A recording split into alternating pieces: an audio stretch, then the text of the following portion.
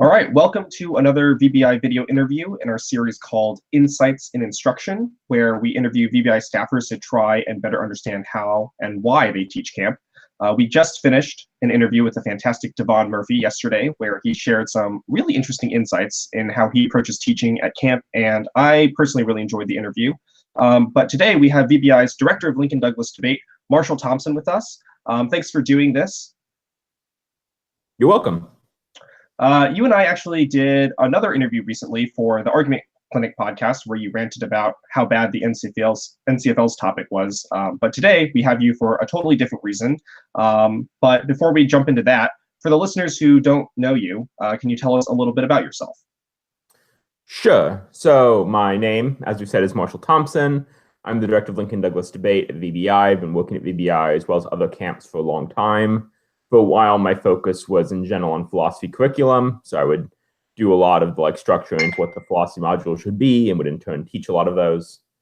But now I've shifted into more broad curriculum design at VBI. During the year, I'm a grad student at Florida State University pursuing a PhD in philosophy. I just finished my master's degree where I focus on ethics. Besides that, I don't do very much. I guess I go to church every Sunday and don't have hobbies. I don't believe that. Surely you have at least one non-debate, non-religious interest that you can inform the people of. I like playing board games a lot, though I don't have as much time to play them as I would like. Oh, for a while I was playing weekly Bridge, and Bridge is an amazing card game, which I highly recommend everyone play. But now we don't do it anymore because people don't have time, and it's very sad. That's unfortunate. Devon also mentioned that he did not have that many out-of-debate interests, and I guess that's a common theme amongst people working debate camp. Alrighty. So you mentioned that you're doing a lot of philosophy stuff in college. Can you tell us a little bit about what you're working on right now? Sure. So broadly speaking, my interests are in the intersection of ethics and nature of persons.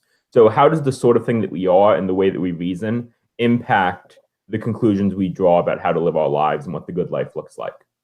In particular, I focus on an area of philosophy known as action theory, which studies what is distinctive about sort of intentional action, the sort of thing which we hold people morally responsible for.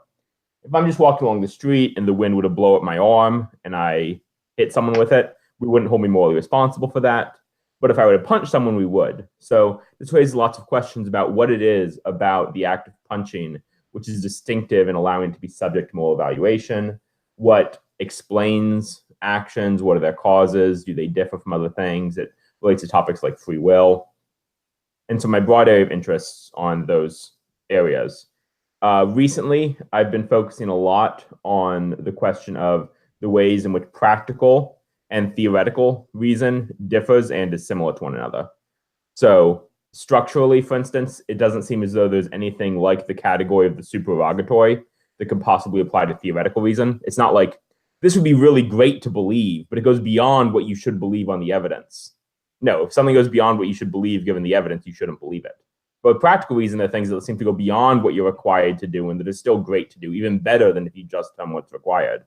That's kind of weird, and figuring out why theoretical and practical reason differ in this way is an interesting question. And there's lots of other similarities and differences, which I focus on as well. All right, that's a lot, most of which I didn't really understand, but sure. But part of what you're working on is also teaching, I believe, since you want to be a professor. Is that correct? That's right. So that's not as ethics related. I do some ethics of teaching and instruction, but for the most part, that's just a different interest. I'll be teaching my first class on my own in the fall, an introduction to philosophy class. Other than that, I've led a lot of classes for courses I've TA'd for quite a bit. I do grading, lead discussions, things of that sort. Okay. So in this pursuit of learning how to teach, what are some of the best teaching tips you've learned that debate camp instructors really need to incorporate into their own teaching? So the first thing to realize is that debate camp instructors are really the worst people imaginable for trying to figure out how to teach a debate camp.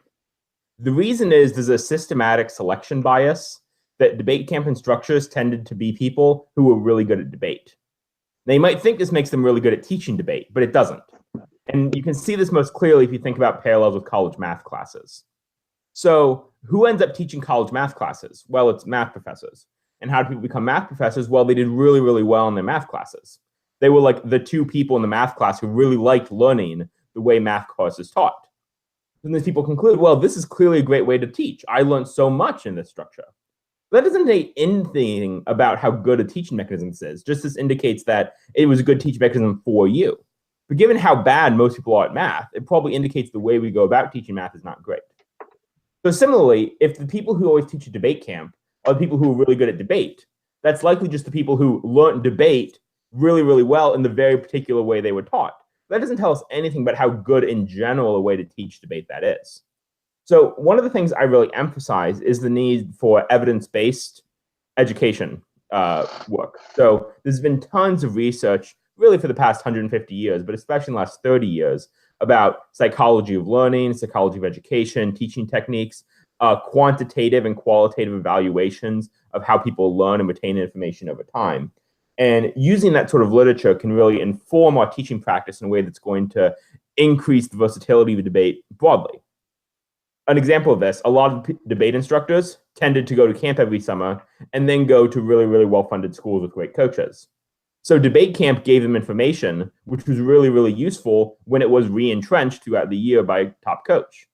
But since a lot of people who come to debate camp don't have those resources, if we teach debate camp in a way that's ideal for students who will get that reinforcement throughout the year, we do them a disservice.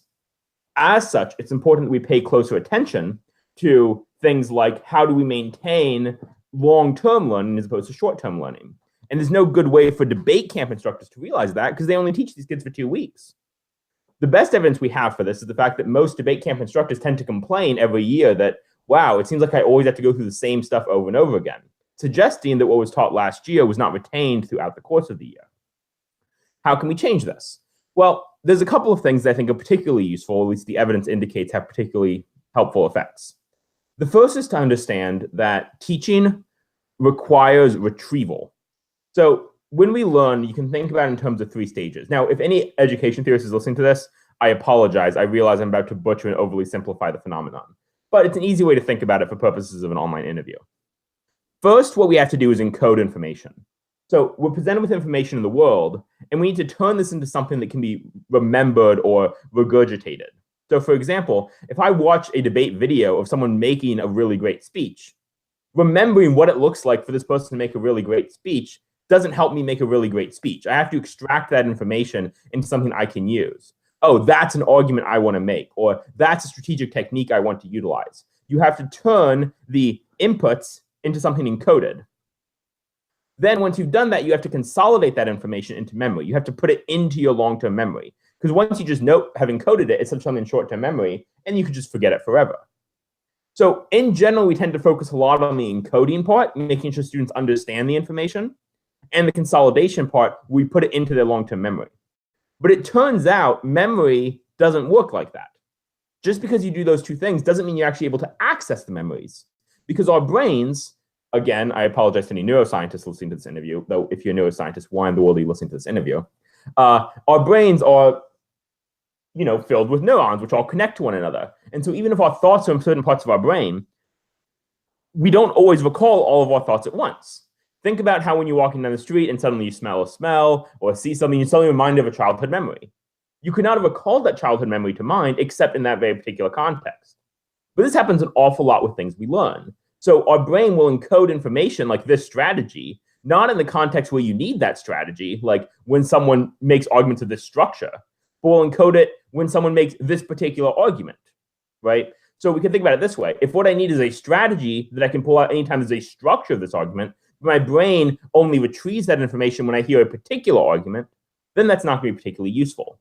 So we need to get our brain to be able to retrieve this information in the appropriate context. We need constant retrieval mechanisms. And the more often we have to retrieve these thoughts from long-term memory, the more we solidify the neural pathways to that information and the broader the context in which our brain is able to retrieve it.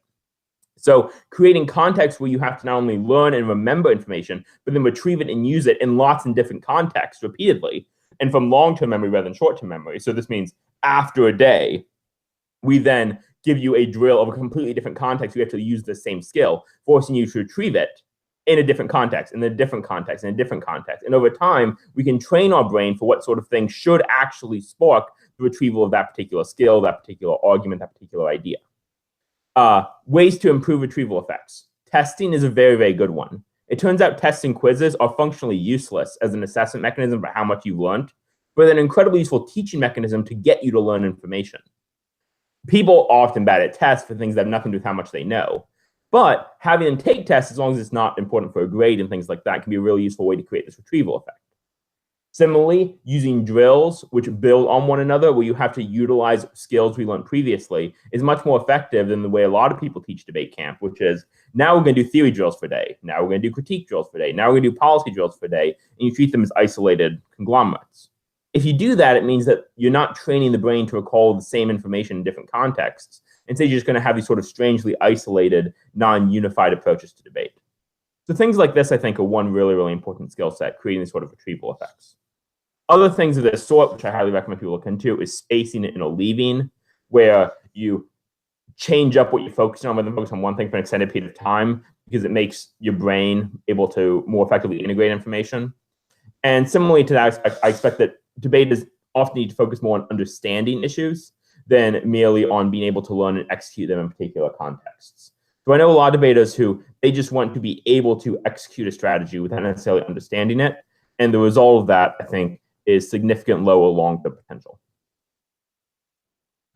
All right, that was a lot. I seem to recall most of that being in a book that you forced me to read last summer at NSTA Nationals, which I seem to recall, I think I gave a lecture about it, but at this point in time, I've forgotten most of it. So thanks for the refresher on the book that you gave me. Yeah, you didn't test yourself with information. Yeah, I'll read it again before camp starts. That's only the consolidation phase. You need the retrieval phase. You're right. I'll work on that too. Okay, that's a lot. We'll just jump into the next part. You've said before that teaching Top Lab isn't as interesting as teaching Novice Lab, but I guess before we talk about teaching Novice Lab, I guess we probably should talk a little bit about teaching Top Lab. I guess the big question is, how do you approach teaching students who have such varied styles and interests in debate, given that you focus primarily in philosophy? Good. So here's the first thing to say here. We talk about debaters having varied interests in debate. And to one extent, that's true, right? But I also think to another extent, Top Lab kids have a lot more of a unified interest than a lot of other debaters, because Top Lab kids really care about one thing, which is winning. A lot of debaters aren't so concerned about winning. They like to win, right? They debate to win. But if they don't win, they still have a great time and they have other activities they do. But no, a lot of the kids who are in Top Lab, debate's the only thing they do. It's like their one source of meaning in their life, and so it often seems. And so they're very concerned with winning. So I don't think it's totally accurate to just describe them as having sort of varied interests. What they have is various techniques to try to pursue a single interest. And this is important because it allows us to have a fairly unified approach to debate, which focuses on really question of, well, how do we increase our chances of winning going into next year? And debaters tend to be very motivated by this concern. And so as long as you can sell that what you're doing is going to have that payoff, it's pretty easy to get them clued into whatever you're teaching. So when I'm teaching an intermediary lab, for instance, if a kid just not that interested in philosophy, they might kind of tune out a philosophy lecture. But if I have a Top Lab kid, even if they're not that interested in philosophy, if I can sell them that learning this information will help them beat someone else who's interested in philosophy, they'll listen. So to some extent, it's easier to get Top Lab kids engaged and focused because you don't need them to be interested in the topic as long as you can sell them on the importance of that topic for the competitive success. That said, there is a real challenge here, which is given the debate is going to take such very different strategies and approach debate so differently throughout the year, you see a lot more variation in approaches to debate amongst Top Lab kids in general. You're forced to change what it is that your teaching focuses on. Now, there's a couple of different ways I've dealt with this in the past. One thing is to do a lot of splitting up amongst Top Lab and focusing on different things. So often at VBI, for instance, we have people like myself and Devon Murphy teaching Top Lab who have very different skill sets and interests. And then what we do is we split up the kids to work with us in different contexts and on different things to allow them to pursue the interests and the approaches to debate that are most applicable. This doesn't mean that the people who are interested in policy and K-debate always work with Devon and the people who are always interested in philosophy work with me. Instead, it means that for a while, the people who are interested in policy debate work with me because I have insights into how to defend policy-style argumentations against very philosophy-focused debaters and things like that. And philosophy people work with Devon. But it does mean that we change what it is that we're teaching or how we go about teaching it to the context for how the debate is going to get the most out of it. That's one thing you can do, and that's fine, but it's also less interesting. The more interesting thing, I think, for Top Lab is that really what I try to do is help debaters think more deeply and clearly about things like arguments, logical structures, concepts that apply across the board in debate. Issues like strategy aren't different when you're engaged in K debate or policy debate or philosophy debate. Arguments have the same sort of preclusive structures. Arguments have the same levels of interaction. It's just what the content of the argument is differs. So a lot of what I do in Top Lab tends to focus on those formal features of debate, those general abstracts of strategy, which debaters have in general not learned very well. I find often in Top Lab, the kids are very, very good at executing particular things. They don't understand why debate is the way it is. This is because they built up their concept of debate when they were young, which had a lot of misunderstandings. Then they fixed all those misunderstandings, but they never updated their concept of debate. They haven't rethought through everything they formed an opinion on in light of those things they've changed. And so what I often encourage debaters to do is to do that, to really think through debate at a conceptual level, think through aspects of strategy, why the arguments that they make work, how judges make decisions, and try to challenge their assumptions about what debate looks like. Because I do think that really the very best debaters are the ones who change what debate looks like throughout the year. And the only way to do that is to get a good picture of what is good and what is bad about the way debate currently happens to be done. Well, so for someone who doesn't really like talking about Top Lab that much, I feel like you had a lot of cool things to say there. But let's just jump into what you really want to talk about, which is Novice Lab. I'm not actually sure if I have a particular question here. I'm just curious as to what you find so interesting and fun about teaching Novice Lab as compared to Top Lab. Well, that's not the best way to put the question. And the reason is it assumes that the contrast class is between Top Lab and Novice Lab. That's not really right. When you say Top Lab versus Novice Lab, it makes it seem like what I prefer is less experienced debaters over more experienced debaters, or younger people over older people working in those sort of contexts. That's not what's really relevant. What I prefer is Novice Lab over any other lab, right? Whether it be the JV middle schoolers or the novices, or novices versus the intermediary debaters, or anything like that. And the reason for this doesn't have anything to do with not wanting to work with experienced debaters. Instead, has to do with the fact that, frankly, I regard most people as not really understanding things very well at a conceptual level. It seems like most people have not taken the time to think through things in a sort of deep fashion, and instead have a rather surface understanding of features of debate. What they do is they imitate the people who have impressed them and just try to do what they do. An example of this is so many debaters try to speak very, very, very, very, very quickly, but they don't actually learn to speak quickly. What they learn to do is learn how to sound like they're talking quickly. Because after all, when you're listening to another debater, all you can ever hear is them sounding quick. You can't actually hear the rate of delivery. What you can hear is those things that make you sound like you're talking very, very quickly. And it just so happens that plenty of people who sound like they're really, really fast aren't that fast. Yeah, I seem to recall you last year speaking at a conversational pace and outspreading the vast majority of people who were trying to sound like they were spreading. And I think you embarrassed almost the entire, varsity group at VBI this way. Yeah, Sekou was by far the most embarrassed by this. So yeah, I mean, this is a good example. I wasn't speaking at a conversational pace, but I wasn't including a lot of those things that make you sound like you're talking really, really fast. Instead, what I was focused on just eliminating the space between the words I said, as opposed to trying to speed up the individual words, which doesn't actually save you all that much time. And this meant I was able to speak about as quickly as any of them were, but not sound as though I was going really, really fast, which makes it much more pleasant to flow, much easier to understand, makes judges feel less alienated from the arguments, things of that sort. Now, so then the difference between Novice Lab and any other lab is that Novice Labs don't yet have people they're looking up to. They don't yet have things they're trying to do. They don't yet have preconceptions about what debate's looking like, which I have to sort of regard remedially. I regard a lot of what I do at debate camp as fixing misunderstandings that people have developed, or using those misunderstandings and pointing them in new directions that allows new understanding. But in Novice Lab, it's much more of a blank slate. I get to just explain to them what good debate looks like. What this looks like then, at least at VBI, is that we've been putting a lot of work into Novice Lab with a focus on contexts in which debaters are able to, for themselves, learn argument structures, understand the importance of concepts. And by doing it this way, rather than just teaching them things like this is a value and a value criterion and a contention, which is these sort of weird, artificial, Lincoln Douglas-y phenomenon that don't track anything in actual argumentation. Instead, what we do is teach them arguments and get them to realize that, hey, look, here's an issue that there's a lot of different views on. It turns out it's impossible to assess which side is right just by looking at individual arguments. We have to know some way to put those arguments together, to compare the arguments against one another. So one of my favorite activities in Novice Lab is to go through a series of sort of interesting-ish, philosophical-ish questions. Things like, is it better to allow the last tiger on Earth to die or 1,000 lions to die, which pits the value of a species against individual members of that species?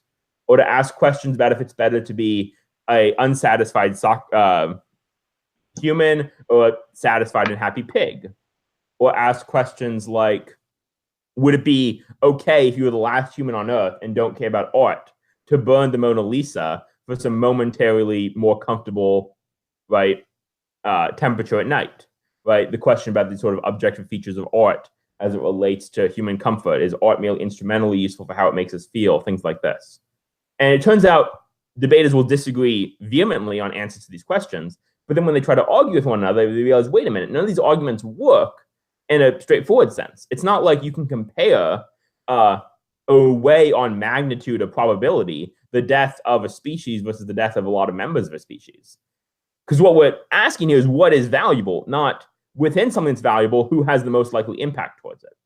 This allows debaters and forces novices to think through questions of value in a much more organic way and develop for themselves the conceptual work for what a value criterion should be doing, without just having to retrofit this into some strange structure they were just taught to regurgitate without understanding why it is the debate is the way it happens to be.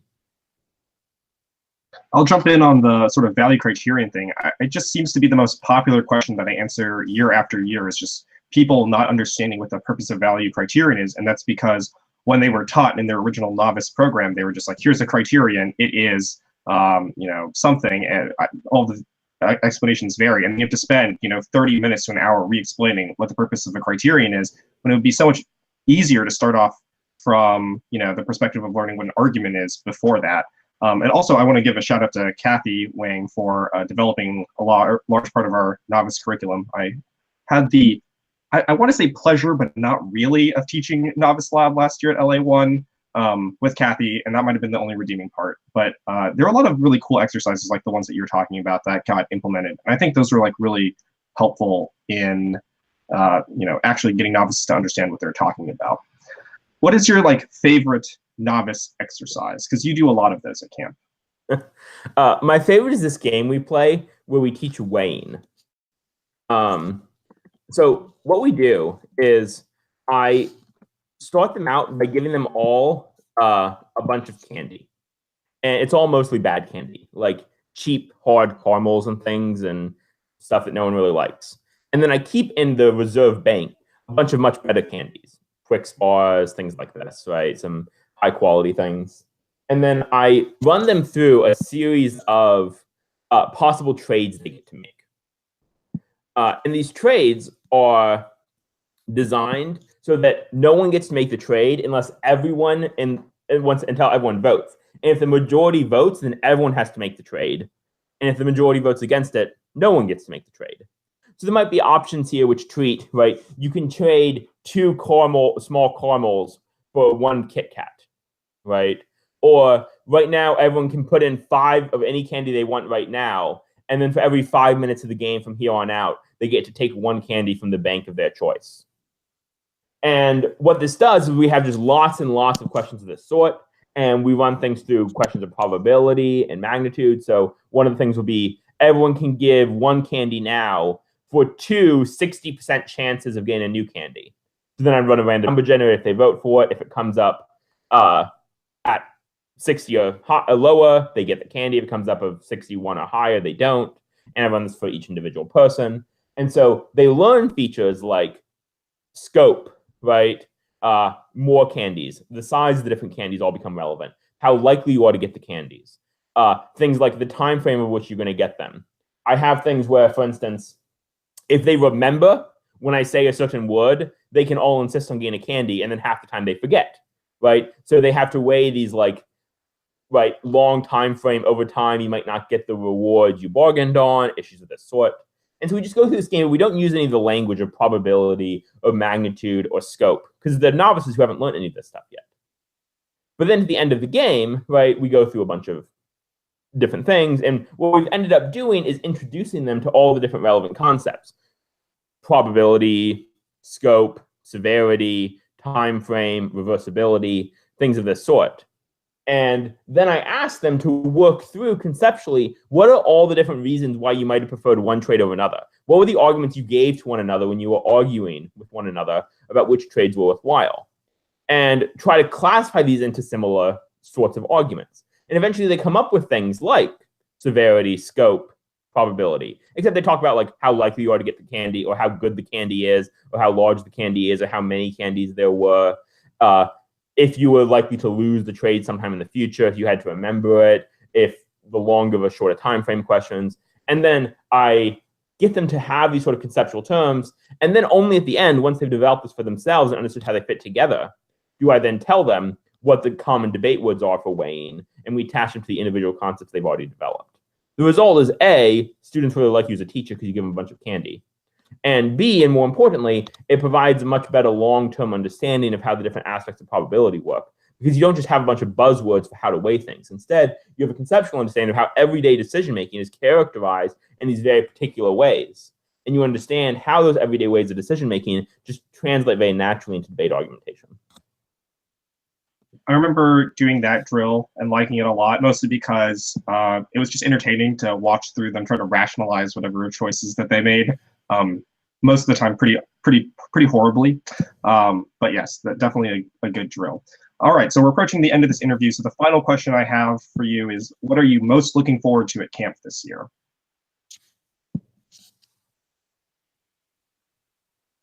That's a good question. I really like teaching philosophy. This won't surprise most people who know me, who know I'm currently pursuing a PhD to be able to teach philosophy for the rest of my life. And there's something especially fun about teaching debaters philosophy, because you don't have to assign them grades, right? They're all independently motivated to learn. Well, there's a lot of independently motivated to learn about philosophy. And so what you have to do is sell them on the importance, the significance of this philosophy. But once they're sold on that, they just want to learn it. You don't have to sort of incentivize them with a threat that you'll fail the class if you don't learn it. And that just provides much more interesting context for teaching and a much more fun audience to engage in this sort of instruction. I especially like teaching philosophy seminars. So one of the things we do at VBI is you have the option, instead of signing up for modules, you can sign up for a seminar where you'll meet 3 or 4 times, and there'll be nightly reading in between each one, which we'll then discuss as a group, similar to how a college seminar works. And this just provides a really nice opportunity to work with very precocious high school students in thinking about philosophical issues in a deeper way than most would otherwise have the opportunity to do so. And those are really fun to teach. Plus, it gives me an excuse to read and teach philosophy, which I always look forward to. Devon's answer was Omegathon, so I was looking for something in those veins. But teaching philosophy, I guess, works too. All right, any last-minute thoughts or shout-outs you want to give before we sign off here? No. That's fair. All right, so thanks so much for doing this interview. This has been another VBI interview in the Insights and Instruction series, and hopefully we'll see you all at camp. Bye.